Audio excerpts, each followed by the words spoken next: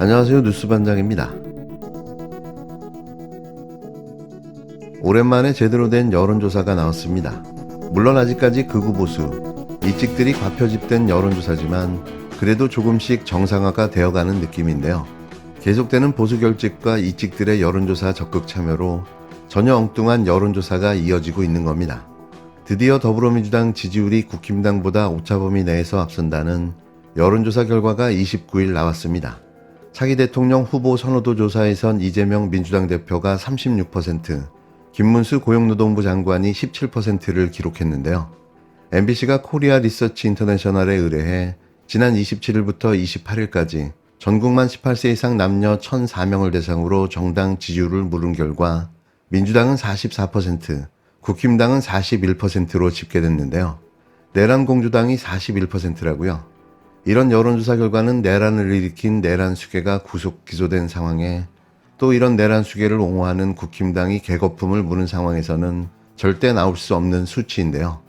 이게 설득력이 있으려면 윤석열 탄핵 반대 수치와 비슷해야 말이 되는 겁니다. 그런데 윤석열 탄핵 반대 여론을 살펴보면 전혀 다른 이야기를 하고 있는데요. 국힘과 윤석열의 관계를 묻는 여론조사에서 결별해야 한다 56%, 현재 수준을 유지해야 한다 12%, 지금보다 더 윤석열을 지지해야 한다가 29%로 조사됐는데요. 이를 토대로 국힘당 지지율을 추측해보면 41%, 민주당 지지율은 56%로 벌어지는 걸 알 수 있는 거죠. 지난 1일 실시한 직전조사와 비교하면 민주당 지지율은 4%포인트 내린 반면 국힘당은 12%포인트 올랐는데요. 조국혁신당은 4%, 개혁신당은 2%로 나타났고 그 외 다른 정당을 지지한다는 응답은 1%, 없음 모른 무응답은 8%였습니다. 차기 대통령 후보 선호도 조사에선 이재명 대표 36%, 김문수 장관 17%, 오세훈 서울시장 7%, 홍준표 대구시장 6%, 김동연 경기도지사와 안철수 국힘당 의원, 우원식 국회의장은 각각 2%를 기록했습니다.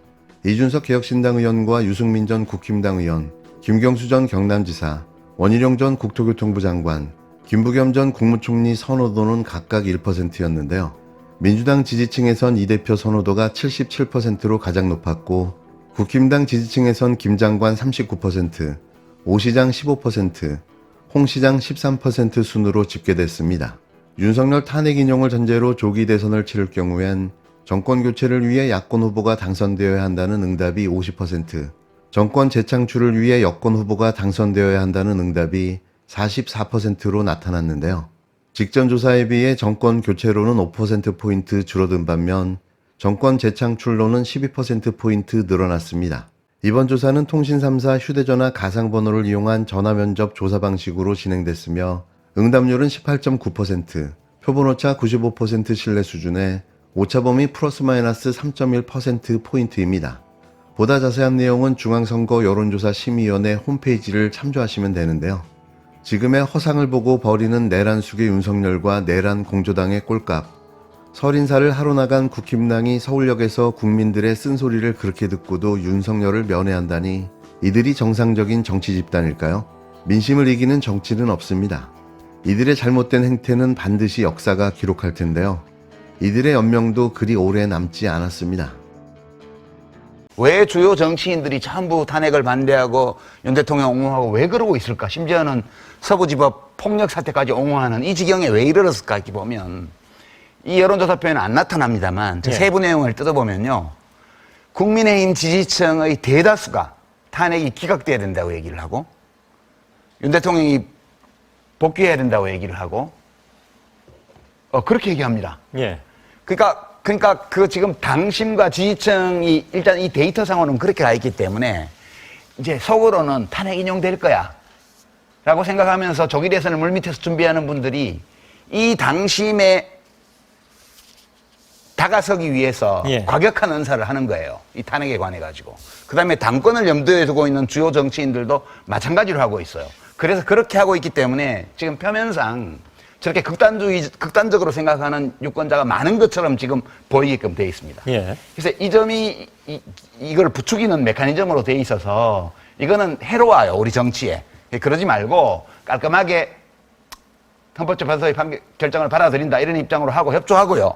그 다음에 대선 준비를 하시는 게 좋을 것 같아요. 예. 그렇게 하고 그냥 이재명 끌어안고 자꾸 끌고 들어가시지 말고 좋은 후보 내고 좋은 정책 내고 그러고 자당의 배출한 대통령이 2번 연속 탄핵되고 구속되고 이런 거에 대해서 사과 깔끔하게 하고 예. 새 출발하겠다고 선언하고 그렇게 해서 아까 홍 실장님 말씀하신 것처럼 여당은 여당대로 야당은 야당대로 보수는 보수대로 진보는 진보대로 각자의 몫을 가지면서 서로 경쟁하고 공존할 수 있도록 해나가겠다. 이렇게 하세요. 그러면 다 잘 될 거예요. 최측근도 벌인 내란 속의 윤석열. 어찌해야 할까요? 윤석열의 고등학교, 대학교 직속 후배인 이상민 전 행정안전부 장관이 작년 12월 3일 비상계엄을 할 상황이 아니었다고 진술한 것으로 확인됐습니다. 또 이제 와서 보니 비상계엄에 대한 사법적 판단도 할 수 있을 것 같다는 취지로 입장을 바꿨다는데요. 고등학교 동문인 최측근마저 선을 그은 건 윤석열의 혐의가 그만큼 확실하고 무겁다는 의미인 거죠. 이상민 증인 질문하겠습니다. 12월 4일 새벽 1시에 서울 청사를 나섰고 3시에 대통령실에 도착했다라고 국회에 본인의 당일에 행적을 제출을 했습니다. 국회 계엄 해제 직후에 계엄이 지속되던 2시간 동안 어디 가서 뭐 하셨습니까? 증언하지 않겠습니다. 누구 만나셨습니까? 증언하지 않겠습니다. 박성재 법무부 장관도 새벽 3시에 대통령실에 들어왔고 그 이전 행적이 전혀 제출되지 않았거든요. 박성재 장관이랑 함께 있었습니까?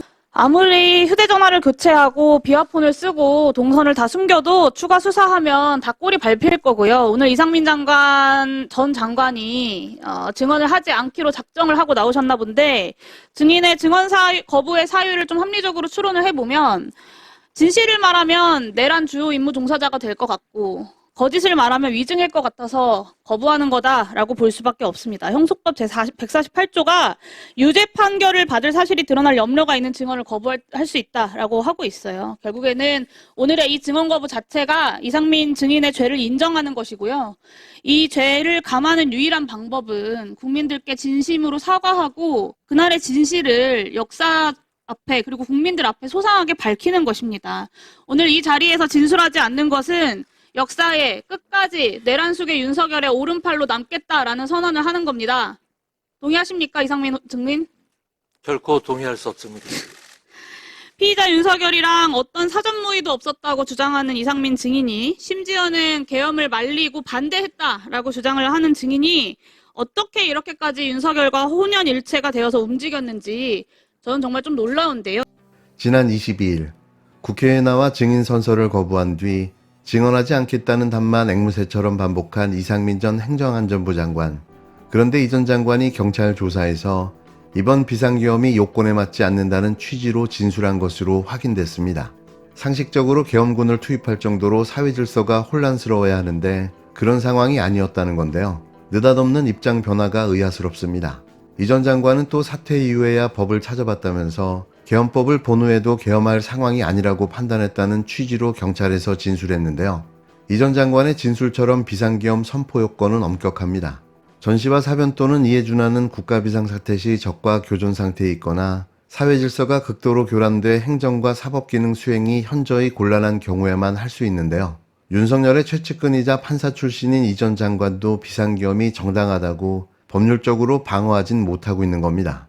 이 전 장관은 또 비상계엄은 고도의 통치행위라 사법심사 대상이 아니라고 했던 본인의 입장을 뒤집은 걸로 확인됐는데요.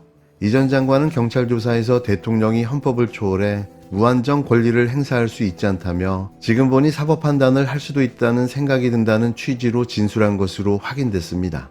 이 전 장관은 또 윤석열이 비상계엄을 통해 무엇을 하려 했는지도 전혀 몰랐고 계엄 선포문도 방송을 보고 알았다고 진술했는데요. 이제와 탈출을 시도하고 있는 거죠. 역시 내란 속의 윤석열과의 손절은 지능순인 듯 싶습니다.